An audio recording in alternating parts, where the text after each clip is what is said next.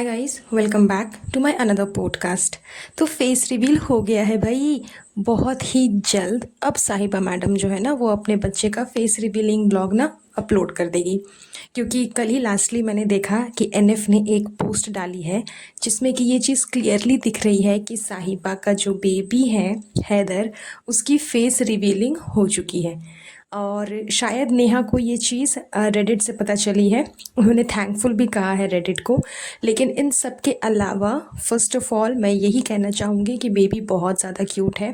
आप सब उसके लिए प्रे करना, उसको बहुत सारी दुआएं देना। ऑल विशेस टू साहिबाज बेबी, क्योंकि रियली में बहुत ज़्यादा क्यूट है बच्चा। तो जहाँ अभी तक साहिबा ने ये चीज़ क्लियर नहीं की थी, उसकी फेस रिवीलिंग नहीं की थी, वहीं नेहा के थ्रू ये चीज़ क्लियर हो गई, फेस रिवीलिंग भी हो गया। मतलब फुल ऑन पचका हो गया, जो कि मैडम के टाइम पे हुआ था। मैडम ने भी इसी तरह अपने बेबी का नेम रिवील कर दिया था बाय मिस्टेक, जो कि जनाब ने अपने बच्चे का नेम लिया था हॉस्पिटल में। उस चीज़ को मैडम ने कैप्चर किया और अपलोड किया, और वहीं पर ये पता चल गया था कि मैडम के बच्चे का नाम रूहान है। ठीक उसके जस्ट बाद मैडम ने वो वीडियो अनलिस्टेड कर दिया था, हटा दिया था पब्लिकली से। और फिर कुछ दिनों बाद, बहुत ही गंभीर सन्नाटे के बाद, इन लोगों ने अपने बच्चे का नेम रिवील किया था। सेम चीज़ अब साहिबा भी करने वाली है, यही एक्सपेक्टेड है। क्योंकि अभी तक उसको समझ ही में नहीं आ रहा कि आखिर किस ब्लॉग से उसके बेबी का जो फेस है वो रिवील हुआ है। दैट्स वाई उसने अभी तक ऐसा कुछ किया नहीं है। लेकिन बहुत जल्द वो भी अपने वीडियोस को अनलिस्टेड कर देगी, एंड बहुत जल्द वो भी फेस रिवीलिंग वाला जो व्लॉग है ना, वो ला करके दिखा देगी। और जैसा कि मैंने आपको पहले ही कहा था कि भाई का कंटेंट है रूहान का बर्थडे, तो रूहान का बर्थडे सेलिब्रेशन जब भाई अपलोड कर लेगा देन उसके बाद साहिबा करेगी। तो वही चीज़ हुई। भाई के व्लॉग अपलोड कर लेने के बाद साहिबा ने न्यू व्लॉग अपलोड किया है, जिसमें उसने बच्चे की सारी हरकतें दिखाई है।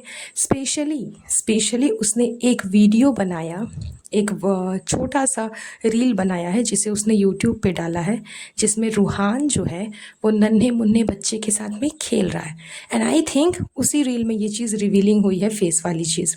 तो इस चीज़ को उसने अपने यूट्यूब पे डाला और अच्छे खासे मिलियन में व्यूज़ कर लिए।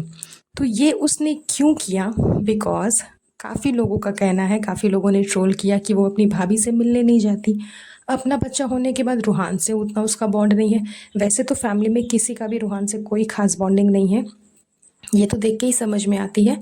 लेकिन जानबूझ करके भाभी को थोड़ा सा पैम्परिंग कराने के लिए, या फिर आप ये बोल लो कि ट्रोलिंग से बचने के लिए, उसने ये चीज़ की कि प्रॉपर एक ब्लॉग बनाया डेडिकेटेड रूहान के ऊपर, अपने बेबी के ऊपर, और दोनों को मिला करके अपलोड किया रील को कि देखो किस तरह से रूहान जो है वो छोटे बच्चे के साथ में खेल रहा है। तो ये चीज़ तो समझ में आ रही है कि उसका मेन ये चीज़, ये पर्पस नहीं था लोगों को दिखाना कि देखो दोनों भाई आपस में खेल रहे हैं। उसका मेन पर्पस था ट्रोलिंग से बचने का, जिस चीज़ में वो कामयाब भी हो गई। काफ़ी ज़्यादा उसकी जो ट्रोलिंग है ना वो कम हो गई। लेकिन अब जो कमेंट्स, अब जो मैसेजेस आएंगे वो बच्चे की फेस रिवीलिंग की ही आएंगे। और बहुत जल्द आप देखना कि ये बच्चे का फेस रिवील कर देगी। मतलब मुझे ये चीज़ समझ में नहीं आती कि पहले बच्चे का फेस रिवील मत करो, छिपा करके रखो, हटा करके रखो कि नज़र लग जाएगी फ्रेंड्स, नज़र लग जाएगी फ्रेंड्स। उसके बाद एक प्रॉपर डेडिकेटेड व्लॉग बनाओ जिसमें जूम कर करके सिर्फ और सिर्फ बच्चे का ही फेस दिखाओ, और बाद में उस बच्चे को एज अ कंटेंट प्रेजेंट करो सबके सामने, दुनिया के सामने।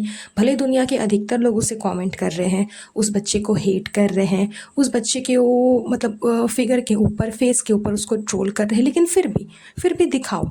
क्यों? क्योंकि वो आपका कंटेंट है।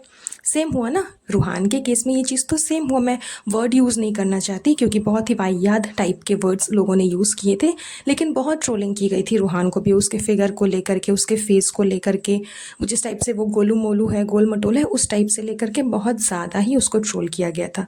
लेकिन क्या फिर भी मैडम और जनाब बाज आए?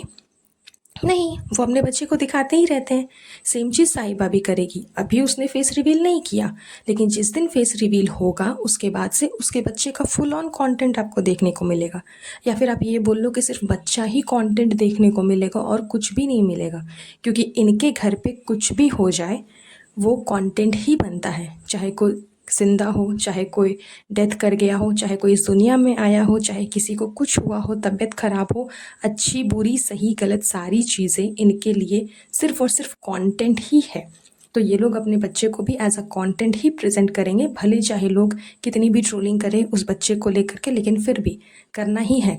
तो ये चीज़ मुझे सबसे ज़्यादा अटपटी लगती है कि बच्चे को नज़र से बचाने के लिए आप उसको छिपा करके रखते हो, लेकिन फिर उसी बच्चे को आप सामने प्रेजेंट करते हो, दिखाते हो, तो क्या उस समय नज़र नहीं लगेगी? ये कैसी सोच है कि पहले नज़र लग जाएगी बाद में नहीं लगेगी? तो ये सारी सिर्फ वाहियात बातें हैं, सिर्फ अपना एक नया नया कंटेंट प्रेजेंट करने के लिए। इसके अलावा और कोई नज़र वज़र का कोई चक्कर नहीं है इन सब चीज़ों में।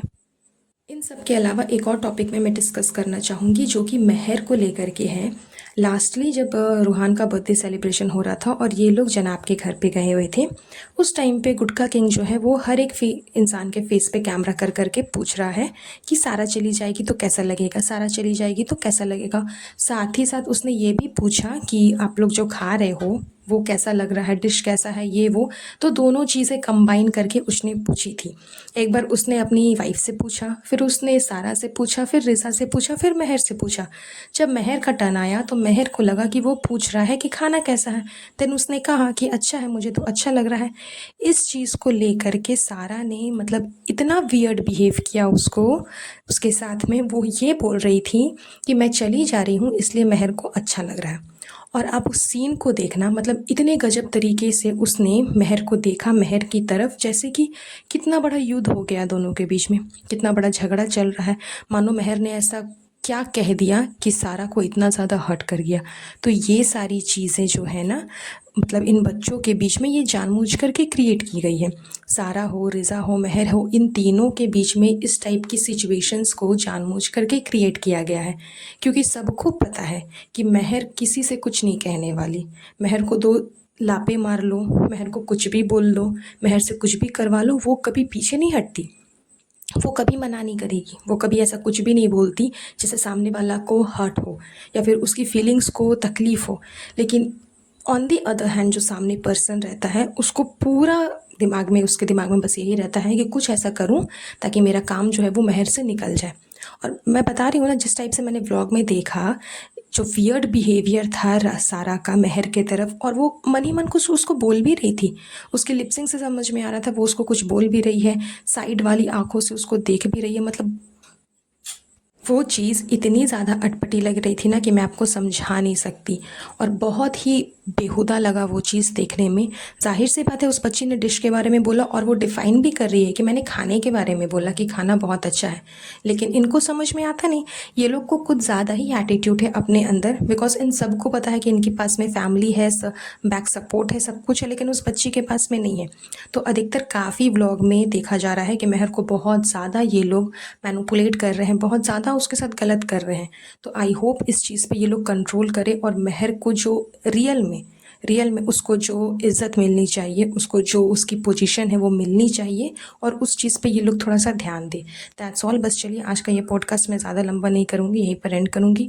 बहुत जल्द मिलूँगी आप लोगों से नए पॉडकास्ट पे। तब तक आप अपना सब ध्यान रखिएगा। Have a nice day. Bye bye.